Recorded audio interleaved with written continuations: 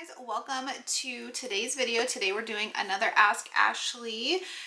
I have a whole series playlist down below. It's where you guys submit questions and I just spend a whole video talking about it. So today we are talking about how to find like a homeschool co-op, homeschool group, a community that actually like works for your family, because there are different options depending where you live, how far you're willing to travel, how much you're willing to do. So we're going to talk about all the things. Because I've moved states now, I've kind of had to figure this out. I lived in a really big city. We had a really big co-op that I was really used to. And then coming somewhere where there's really only one co-op that's very small and doesn't have too much going on. So I figured this is a great topic to discuss. Now, I'll just start off with saying, like, you don't have to be in a co-op to homeschool. Co-op comes from like a cooperative term where more often an actual co-op group is meeting regularly, normally weekly or multiple times a week, and they're normally having like classes that are taught. That is like most traditional homeschool co-op groups. That's normally parent ran, so most of the people are parents of the kids in the homeschool group. It's very parent involved. So for someone like me who's a full-time working mom, I find it very challenging for me to join a co-op unless I have assistance. But it's where your kid may go take a couple classes. It's taught by one of the other parents. They're in their like age groups. And then besides that, there's other types of events and activities that they plan. You will find religious co-ops. I will say those seem to be more common. There are a lot of Christian homeschool groups. There's normally a statement of faith you have to agree to if you join that group.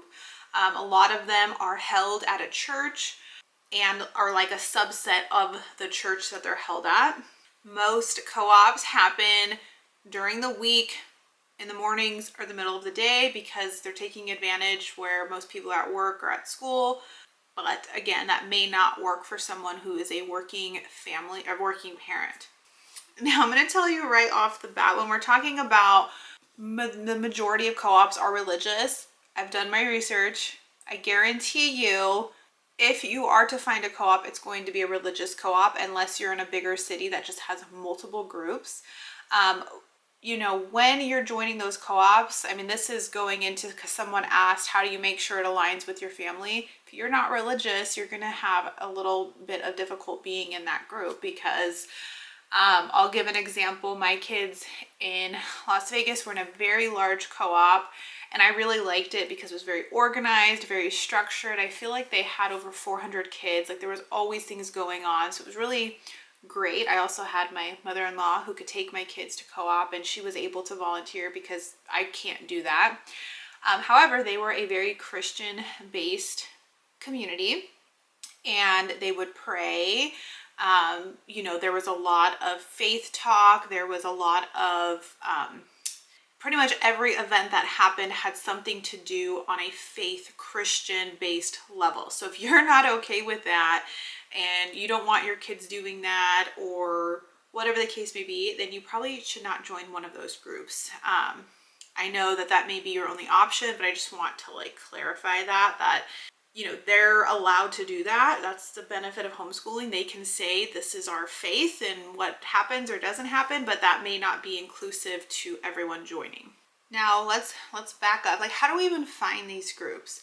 I think it's honestly going to depend like where you live. I'm going to share a website. I might share a couple websites, but the first website is called homeschoollife.com. And this is actually a company that builds websites for homeschool co-ops. So that is why, unless you're in a co-op, you probably don't know about this website, because this is the company that provides websites for homeschool co-ops. But they have this really cool interactive map of like the United States, and you can put what state you live on, and it will tell you all the homeschool groups that have a website with this thing. And this is all the co-ops we've been in. I've found on here. So most, like I would say 90%, if it's a true homeschool co-op that's like organized and doing weekly sessions and things like that, you're gonna find them on this list. So I'm gonna link that down below where you can locate homeschool groups. And then it will link you out to their websites. Now, I've used this website for years because it was our old co-op website.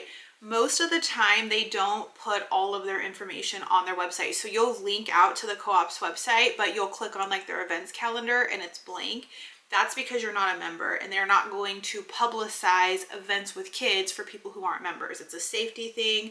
So normally a lot of them have like FAQs or resources so you can figure out if they're a religious based co-op, if they're secular, if they're neither, and it's kind of like, you know, we just don't get into that stuff. We just treat everybody kind.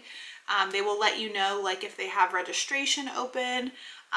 This video might be a little late. I know like our co-op back in Vegas, because I still get the emails, they just did like their new family registration, and not everyone gets into that co-op. So they have a wait list a year out to get into that co-op because it's a great co-op, but they limit how many kids and families can join just so they have the right capacity to support events and things like that. So like that co-op, if you're in Las Vegas, I'm pretty sure has already done registration and you're gonna have to get on the wait list for next year. But then there's other co-ops that are small enough. They do it more over summer or in fall, so you may be able to sign up for those. So that is the first place I would recommend looking. Those are gonna be your biggest, most organized groups.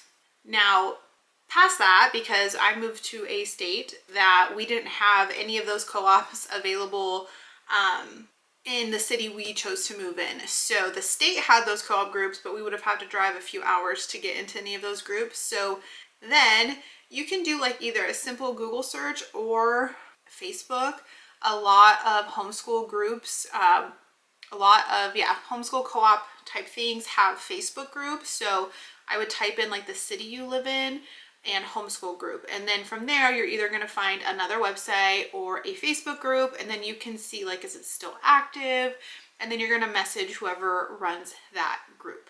You do have to keep in mind, most of the people running these groups are, you know, busy homeschooling parents. So it's not like someone's job. Like no one is getting paid for this. They're all volunteering their time. So like, you know, just pretend you're talking to another mom. But that's another way to find it. Now, we'll give some examples. So the city we moved to, we were used to like a very big organized co-op, and we moved here. The only organized co-op I could find was a religious one, and then they only met on like, we'll say Thursdays from like for like a 3-hour block for like their co-op classes, which is wonderful, but it doesn't work for someone like me who works. I don't have my mother-in-law here to help me. So that just wouldn't have worked for us, and they didn't have a ton of other activities. So my old co-op, you could sign up to do the co-op classes, which were weekly classes, but you could also just sign up to do like all the other events. And we had like a calendar full of events. The co-op here in our new city was not really one. You couldn't do like one or the other. Like you had to sign up, you had to volunteer, you had to teach a class and all those things, which I think is wonderful. And I would absolutely love to do that, but I have a job and I can't do it in the hours of my job. Most co-ops, like I said, don't do it after hours or on the weekends. So, you know, I wasn't able to join that co-op, and that was the only organized co-op that I could find in the city we lived in. It was a religious one. It did meet at a church, which again, we were fine with. All that I could find that was like structurally organized or set up. I did find a Facebook group for the city where it was like all the homeschoolers in the city. It wasn't really like an organized co-op group. It was just a Facebook group for everyone who lives in the city that's homeschoolers. So what I started doing is I started posting in this group and just asking about events and things like that. And again, I got that one co-op group that wasn't going to work for us. I got another mom who wrote me and basically said like, there's a small group of us that meet, but it's kind of full.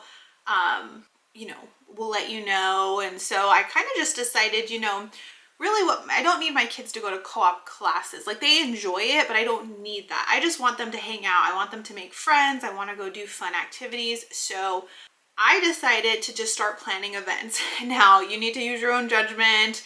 I live in a pretty small town, I'll say, and it was a little out of my comfort zone. It was a little weird, but basically I contacted different businesses and told them, you know, I have a homeschool group, want to plan some events. So I think we did about 7 events.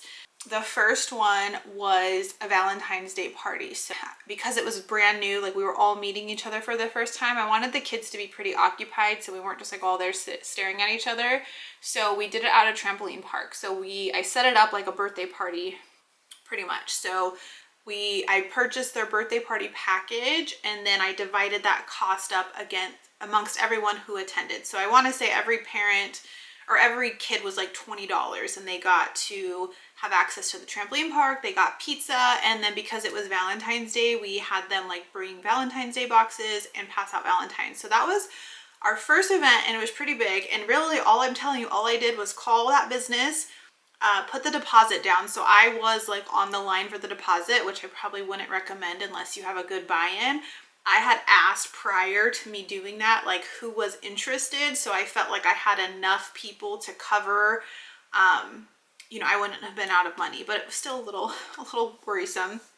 But anyways, I think we had over 20 kids attend our first co-op event, which was so fun. All the kids did absolutely amazing. They had really fun. I liked that they were kind of kept busy. So I planned that, and then from there, then I started planning a few more events where we started seeing like the same families. So I'm trying to think what I did. It wasn't even that long ago, but I can't remember. We did a game day.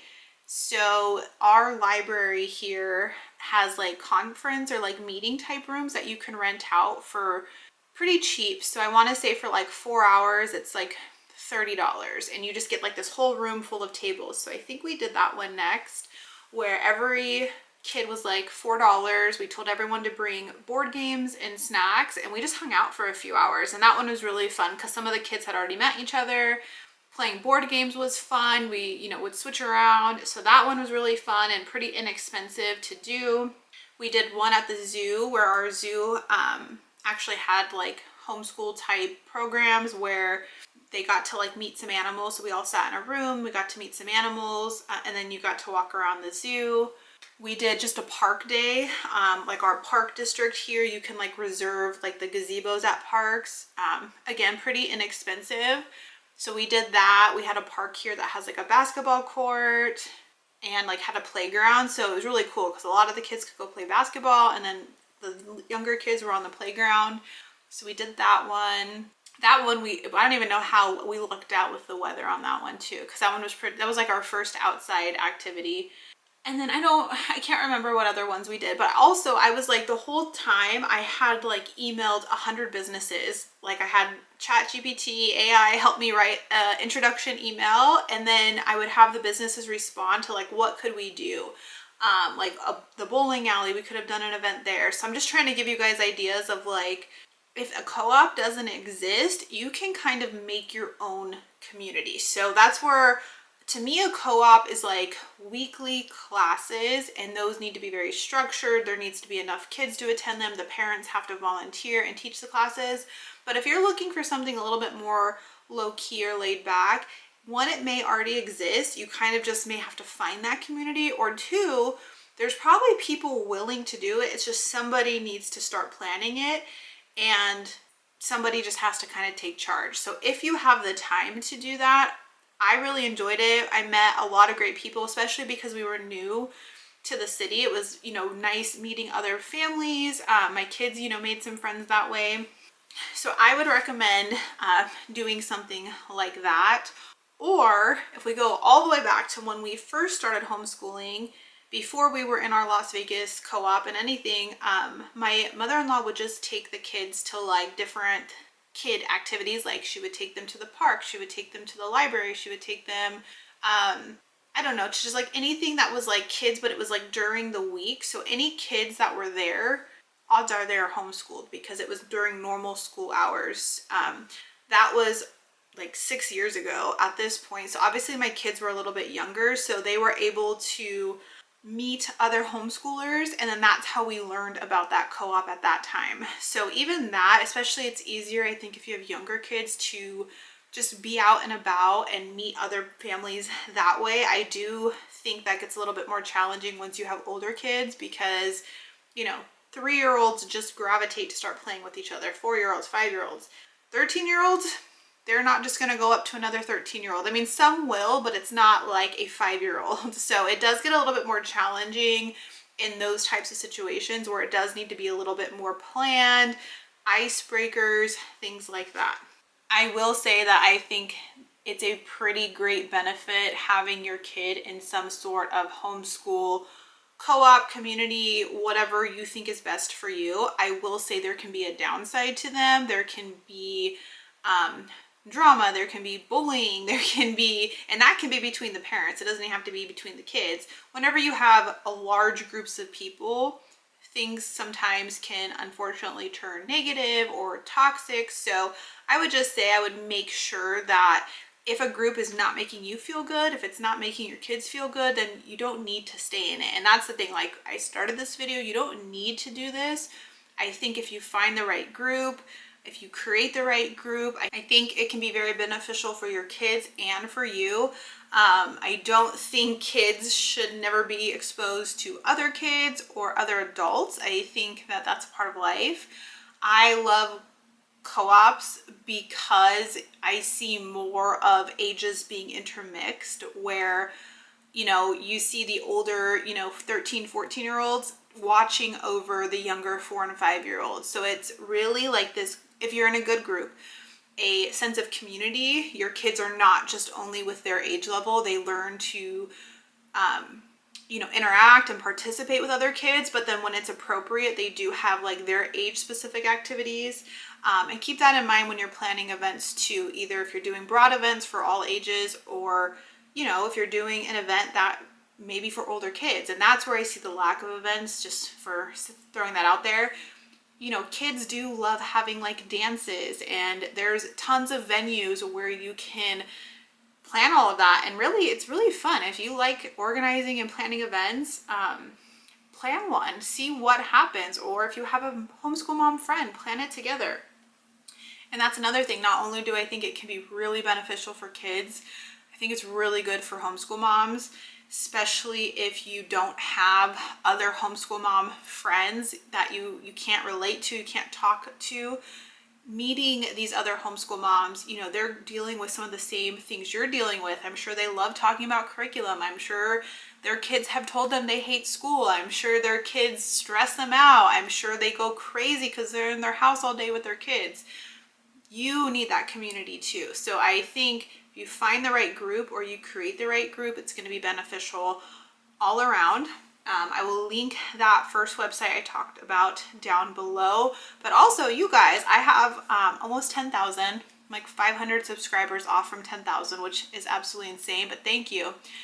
But 10,000 homeschooling families watch me. If you know of a great homeschool group in your area that you want to share, feel comfortable sharing, leave that down below in the comments. Or if you have ideas of how you found a group or community, share that as well. I'm just sharing my personal experience and how I would go about it or do it, or what I've done.